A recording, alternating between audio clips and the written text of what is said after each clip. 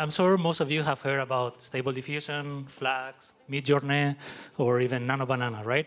And I'm sure you feel like these models are magical, right, when you use them. So training them it's a different story. It's very slow, it's painful, it's very expensive, and yeah, it takes a lot. But it's actually quite fascinating. So let me show you.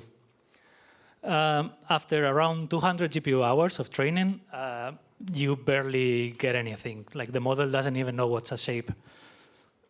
After you add another 1,000 hours, and maybe you get something that starts looking like a bottle, like you're asking, like a bottle of wine. Not really wine, but gets to do something.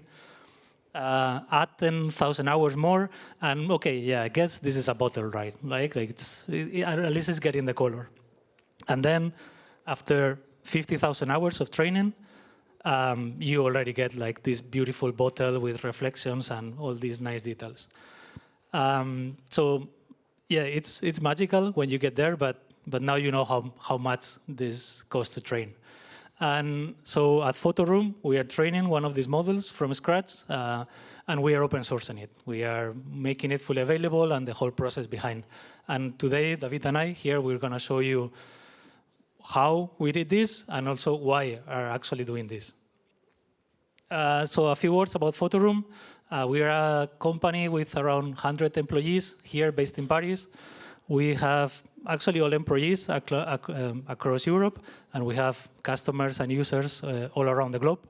We are a relatively small team in the machine learning team. We are around 10 people. And yeah, David and I here are representing the collective work that we did for this. Okay, so let's start. What is PRX? So PRX is a lightweight text-to-image model. It's only 1.2 billion parameters. Compare that to Flux, which is 20 billion parameters. So you can easily sort of run it on a consumer GPU. It was released under a fully permissive license, Apache 2.0. The whole process, it's fully open as well. We are sharing all the experiments, all the ablation studies, everything we've done, all the what worked, what didn't, all the details that usually stay hidden. And we are hoping this is going to be a good resource for everyone doing research, like learning, who wants to learn how to build models, and also who wants to do novel research on top of this model. But we get asked this a lot. Why working on this model? Why training it from scratch? Why open sourcing it in the first place? And let me tell you that this has been really impactful for us internally. First, because generation is key. It's crucial to learn how to do image editing, how to do all these image editing models. And this informs as well our applications team. Thanks to this, we can build better features for our customers, our users. Since it's a very lightweight model, as I was saying, we can iterate really fast. This was our aim. And all the techniques, everything that we have tried with this model, now are core in our code base and all our models in production as well. And also because it's open source, we are sharing everything. We have a huge, well, huge no, but like we have a Discord community, very engaged. They have been sharing everything, and this could have only happened if we actually fully open source everything we are doing. We're really thankful for our Discord community. They've been super helpful. We really love them. And it, of course, also helps for hiring and brand, because it shows the cool work that we are actually doing. We were already actually doing in the team. So today we are gonna go through 3 main topics. I'm gonna do like a really quick introduction to diffusion models, so everyone is on the same page. And then David is gonna show you how we train faster this model and some results of our model. So let's start really in under a minute how diffusion works.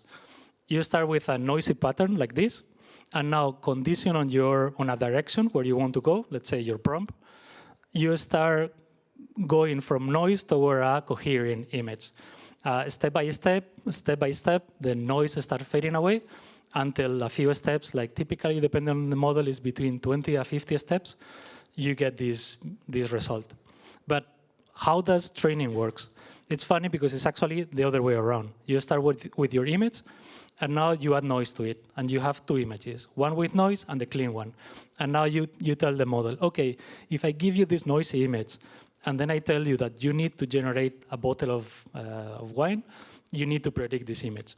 You do this at every single intermediate step. So you learn every intermediate step as well. And the interesting thing is that you don't need very complicated or like complex annotations. You just need pairs of images and prompt. The problem is that you need a lot of them. Depending on the model, you may need up to billions. All right, so now that you know how this model works, David will show you now how we train this faster.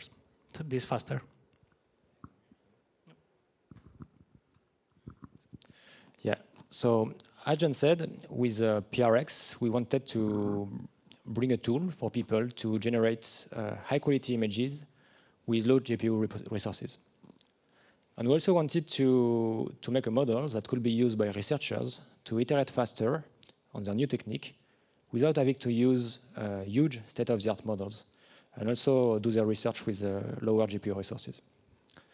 So when we built PRX, we really wanted to accelerate and speed up the process.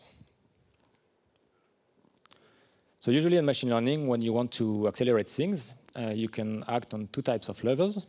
You can either modify your architecture to make it faster, or you can try to add new techniques to your training recipe and learn faster and converge faster towards your solution. So regarding the throughput, with PRX, we studied state-of-the-art architectures from the text-to-image literature, and we tried to understand which components were key to make them work.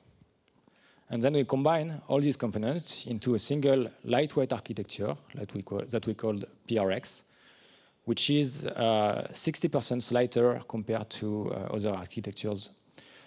It's 40% faster, but it's not with a compromise on the image quality. Once PRX was designed, we wanted to train it as fast as possible.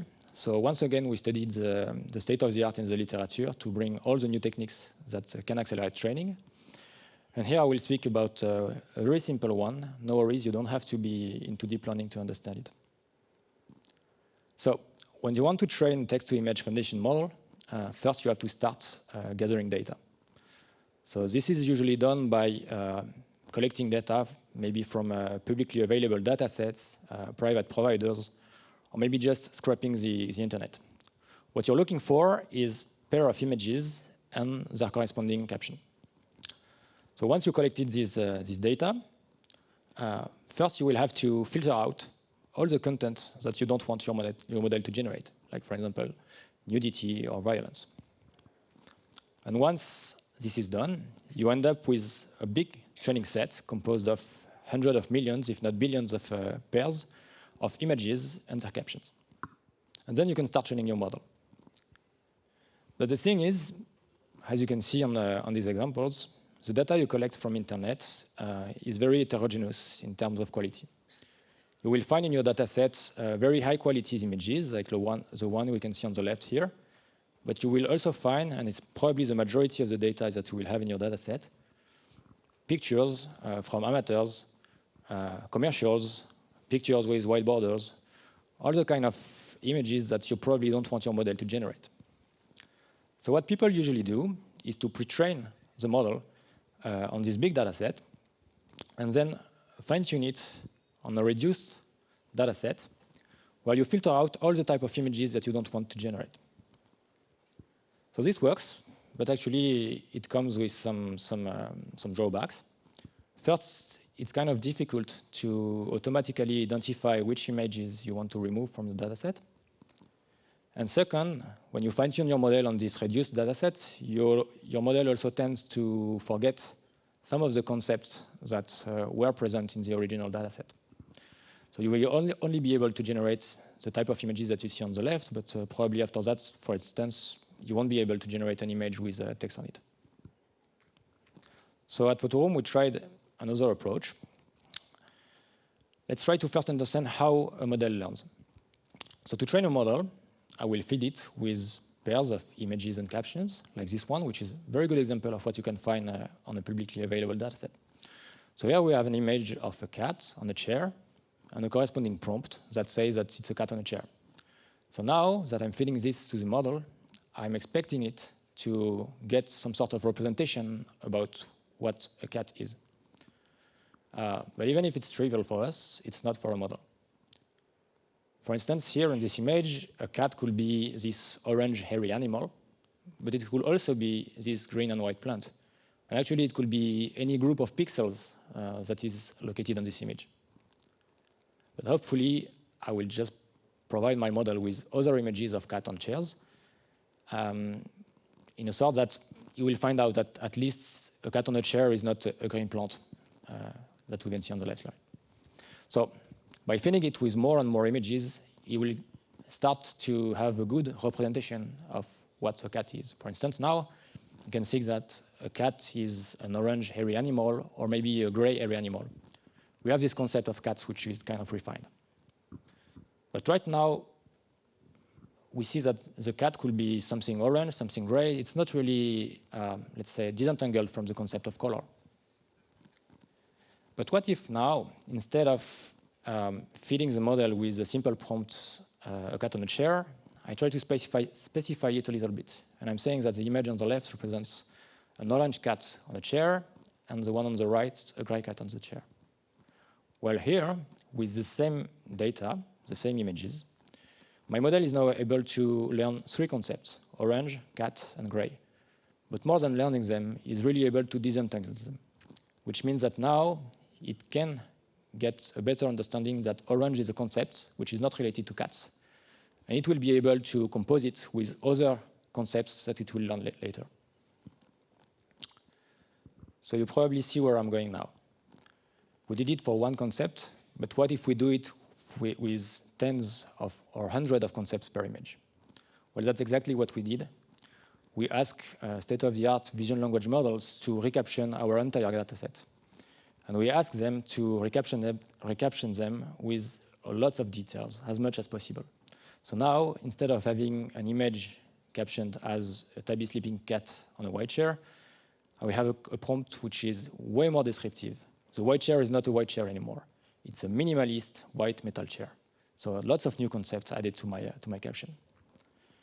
And I kind of like this paradox because we are making the prompt, the captions, more complex, and we could think that this would make the training harder for the model. But actually, it's quite the opposite. We are making everything easier for it.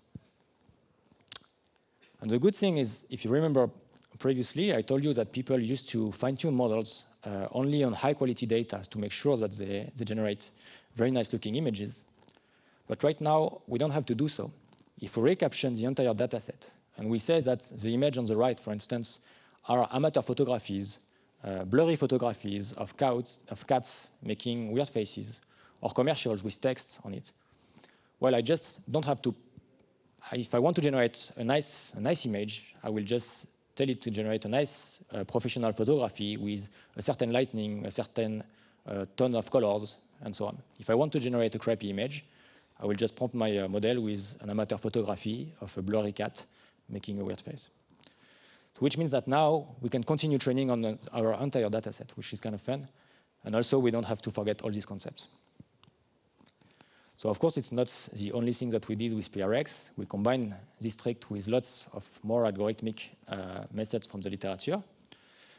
But by doing so, we managed to train the model way faster than what we did before. So if you remember the beginning of the presentation, John told you that after 50,000 GPU hours, you could start seeing nice bottles of wines generated by your model. Well, with PRX, which is 6 times smaller than our previous model, we managed to obtain the image on the right after less than 300 hours of GPU. Then we train it for longer, and this is the type of results that we have with PRX. So right now, we're working on something a bit similar to what people did with LLMs, and since at Photoroom we have a lot of users, hundreds of millions of users, we are trying to use their feedbacks to improve even more the quality of the model and align it with what people really want to generate. So yeah, as John said, all these models are publicly available on Hugging Face. You can start playing with them even if you don't have huge GPU resources. You can even play with them on Google Colab, for instance. And we are not just sharing the models, we're also sharing all our learnings along the journey through a series of blog posts that are also available on Hugging Face. And yeah, as John said, we also have a Discord, which is quite active actually, where we discuss all the tricks, trainings, failures, and successes that we were having while playing with PRX. So yeah, don't hesitate to come us after if you have any question about PRX or Image Edition.